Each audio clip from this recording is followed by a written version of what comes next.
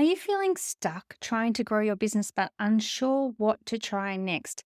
Maybe you've tried different strategies but still feel overwhelmed and a little bit disconnected. What if I told you that the key to feeling more inspired and motivated to unlock business growth could lie in collaboration? In this episode of the Powerful Content Podcast, I want to let you know how collaborations have expanded my own reach, enhanced my credibility, sparked new ideas, and created new friendships, all by participating in bundles, summits, guest podcasting, and cross promotions. But collaborations aren't always the golden answer.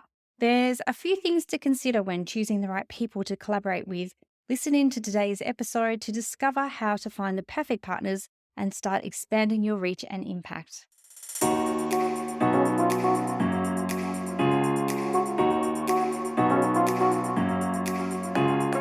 Welcome to the Powerful Content Podcast, your go-to source for content creation, strategy, and business inspiration. I'm your host, Mel Daniels, content strategist, coach, and speaker, empowering women across the globe to grow their business with powerful content that connects, nurtures, and converts. So, if you're ready to create standout content that gets you noticed and remembered, or build an aligned audience who love you and are ready to buy from you, you're in the right place. I believe that content has the power to connect us all. It's up to you how you use it. Listen in for genuine and insightful chats with guests, as well as practical tools and strategies from me. It's so lovely to have you here. Let's dive into the show.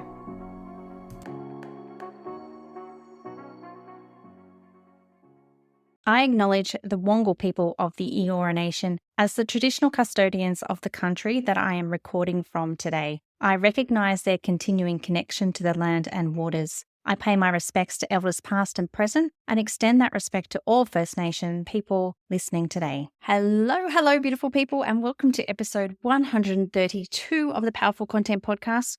I hope you're well, and thank you so much for joining me this week. It's such a pleasure to have you here with me to talk about one of the things that I probably love the most in business, and that's collaborations.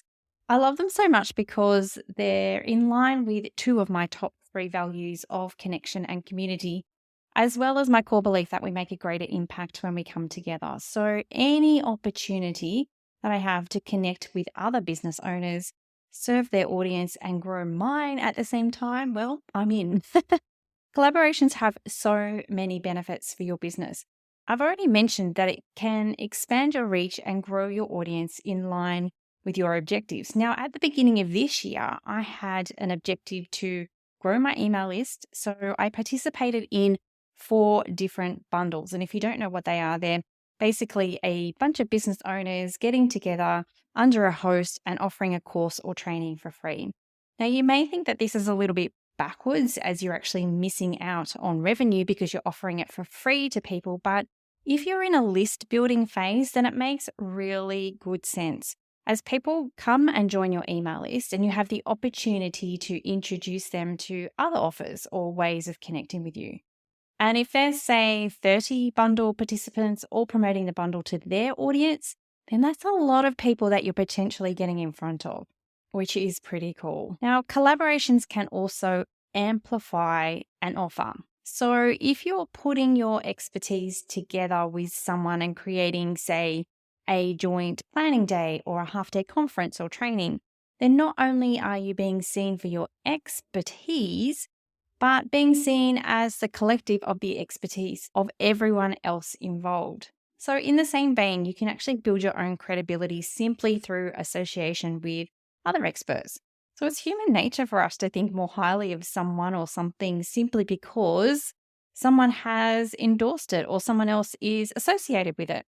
So you might secure a speaker spot in a summit that has other well-known industry experts speaking, or it could be a guest on a podcast whose host is popular in their industry, or you could write an article for someone with a large email list. Simply being in the game will help increase your own authority. And lastly, collaboration is such a great way to access new ideas, new perspectives, and other resources. Simply by participating in things like bundles and summits, I've been exposed to so many different hosts. And believe me, not all collaborations are created equal. The way that the host supports you, encourages you, promotes you, and includes you has shown me that the way you treat others during the collaboration is probably even more important than the collaboration itself. So the question is, how do you find the right people to collaborate with? Well, sometimes it's trial and error, especially with things like bundles or summits, where you possibly haven't had a connection with the host previously. And if they don't work out, then I just put it down to a learning experience. I take away ideas on what not to do if I ever host my own bundle or summit, or how I can do things differently in the future. But with anything else, I always start with people I know and I trust. They're people that I've interacted with, are members or clients of mine, people whose work or message I admire. I have rarely dived into a collaboration without knowing the person first. And maybe that's because I'm a little bit risk adverse, but I really do value my audience and I don't want my brand image to be damaged in any way. So if you're the main host in a collaboration, you may want to make sure that you're collaborating with the right people, as it could really end up having that negative impact on your brand, especially if they say something that is not aligned to your business or your message, or if they don't do the things that they agreed that they would do. You might also find collaborators at networking events, in social media groups, business communities, and through mutual connections as well. But I really find that the best collaborative partners have three main things in common. They have similar values and mission, they have complementary businesses, and their audience is a fit. So someone pitched me just this week to be on my podcast, and it's the first time I think that I'm going to say no to someone, besides those cold, unsolicited pitches that I just ignore. And whilst it pains me to say no to someone because I'm all about lifting each other up, from what I can see on Instagram, we have a very different approach to business. That she's in a different season of life to myself and my audience as well. And she talks about the six-figure business, which is something that I never mention in my messaging. And whilst I'd love to showcase her and her business, I just know that you as a listener are not going to get any value out of it. So I know that this isn't going to be the best collaboration opportunity. So really have a look at what their values and their vision are and see if they align with yours. Now, the second thing was that they have a complementary business. So what I mean by this is that together we'd make a greater impact without directly competing with each other. And if they are in the same industry, they definitely need to fulfill my first requirement of having similar values and vision. I actually have a guest lined up for the podcast for 2025 who is a content strategist as well, but I know that her message is very similar. She's in a different country and she's such a beautiful and generous person that I just knew I had to interview her. So there can be exceptions to this rule of complementary businesses only, but I really do think that they need to align with your values and vision. And then lastly, audience fit is so important to make it a mutually beneficial collaboration. And I think that this is something that a lot of people don't think about with collaborations, is that the essence of collaborations is that they need to be equal.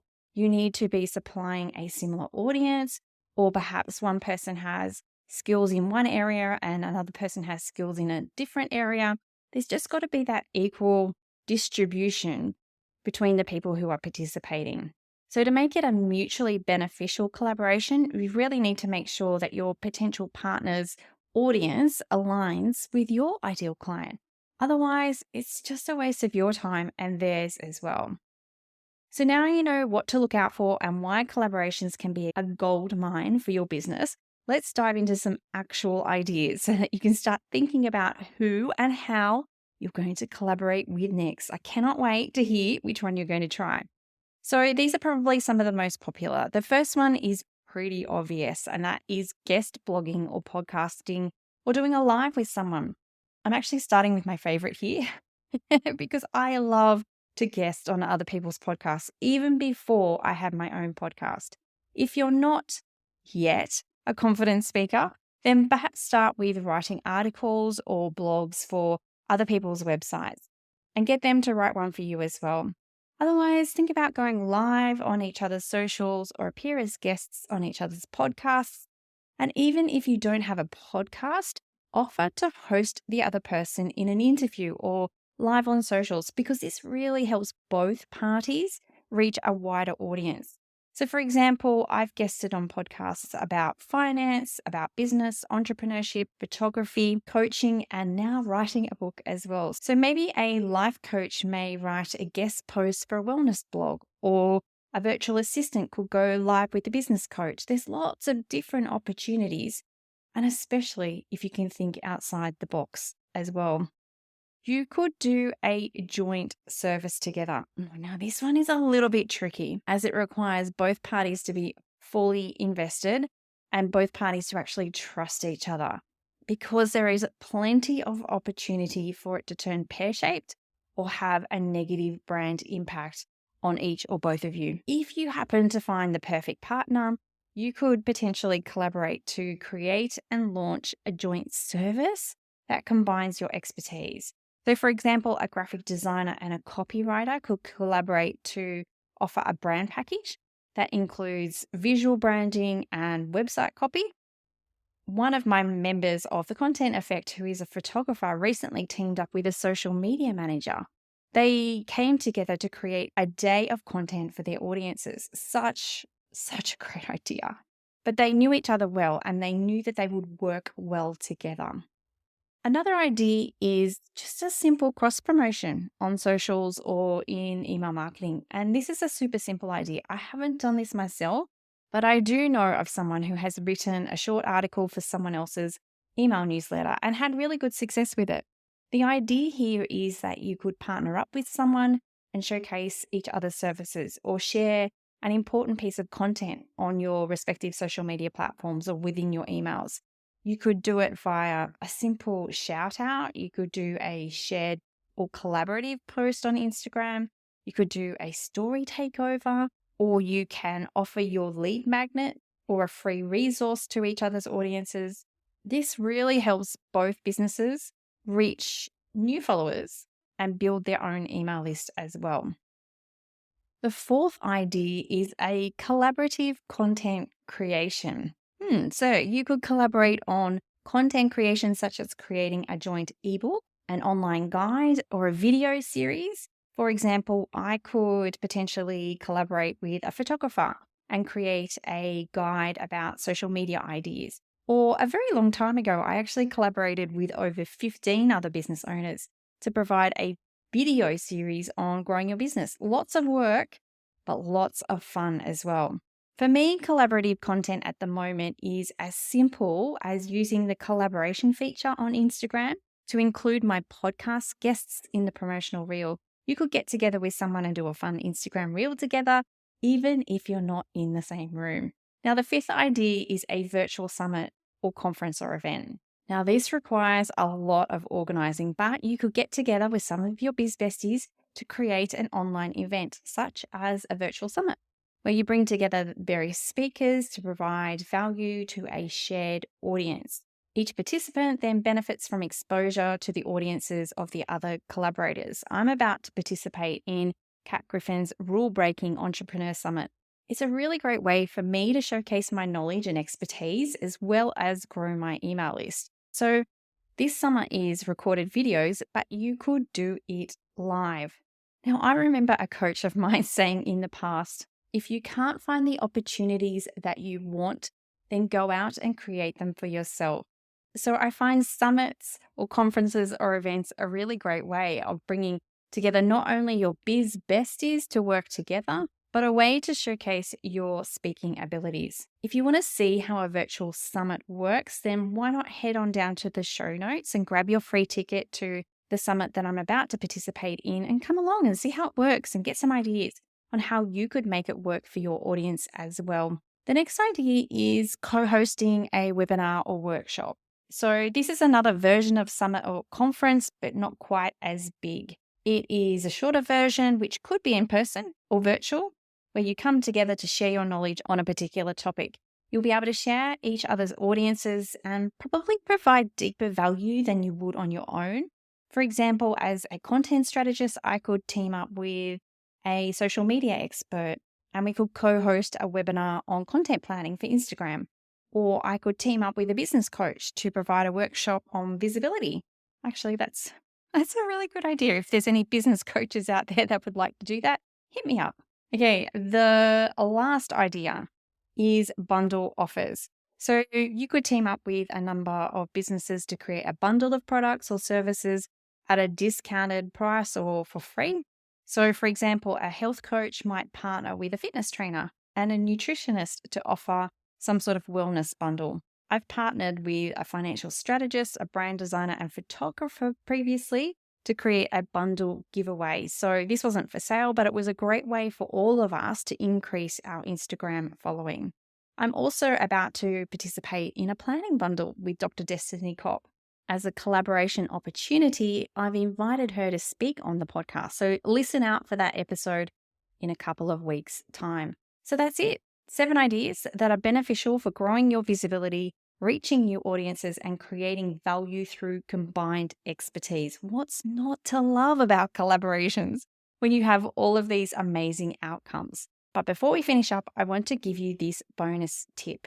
Stop wishing or thinking about it and ask.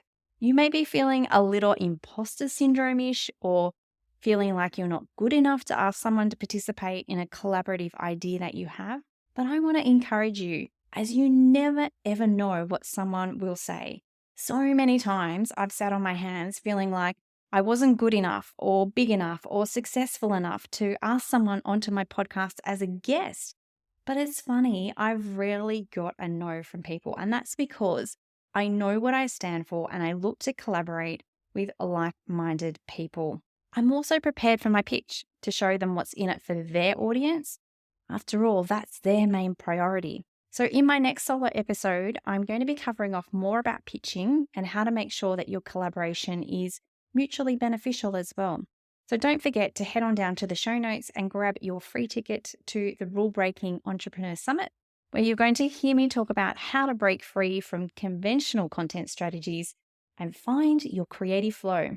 Right, I'm all about action taking. So if you're keen to implement one of these 7 collaborative ideas, let me know about it. I'd love for you to take a screenshot right now and share which one idea you'll use with your community. And make sure you tag me so I can share the love as well and hold you accountable. Talk soon.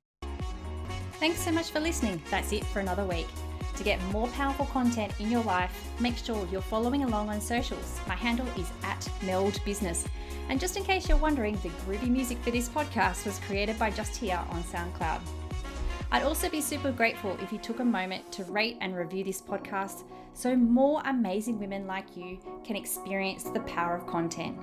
And if you're like, hell Mel, stop talking, I'm ready to work with you now, here's how we can work some powerful content magic together. Firstly, come and join the Content Effect, my membership inspiring women with service-based businesses to ditch the content chaos and start creating stand-out content that gets you noticed and makes sales. You can join us by using the link in the show notes or just Google the Content Effect. The second way we can work together is via my one-on-one packages. We can create a sustainable content strategy or start to build out your client journey. It's up to you. Hop on over to meldbusinessservices.com.au/services to find out more. Until next time, have a beautiful week and embrace the power of your content.